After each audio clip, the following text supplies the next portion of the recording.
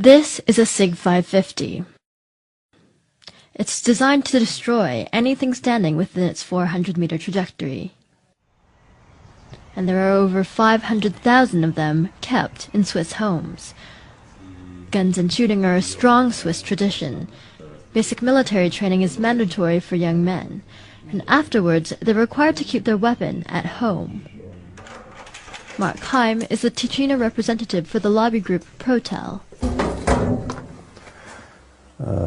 Basically, this was my father's military rifle, and of course he got to keep it when he was finished. I have my grandfather's rifle in the office, hanging on the wall. This was mine when I did service, which is quite an old one. It was introduced in 1957. Was used until 1990. And this is my son's.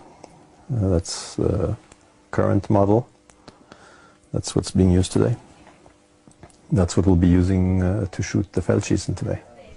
The Feldschießen, or Tiro Federale in Campania as it's known in these parts, is an annual Swiss event, and it's also the largest shooting festival in the world. Roughly 200,000 people come out to target practice all across the country. Ammunition is provided by the government. Heim goes regularly to this range, and it's often a family affair. It was organized by the government to have a very high state of readiness for the Swiss military and population. The target has always been that within 24 to 48 hours, Switzerland could mobilize a pretty large army, I mean, even by European standards.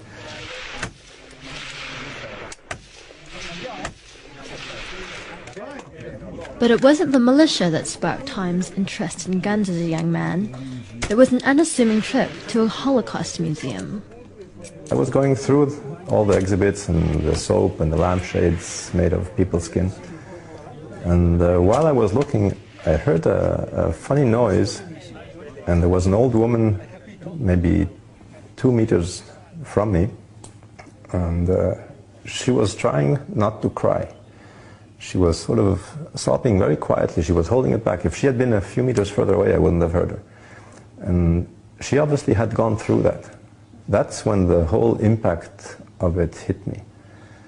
And I promised myself I would never be in her situation. I would want to be free, never in a situation where somebody could, march us off to ovens or prisons or just take away our freedom. The key to freedom is the ability to be able to defend yourself. And if you don't have the tools to do that, then you are at the mercy of whoever wants to put you away. And the tools for that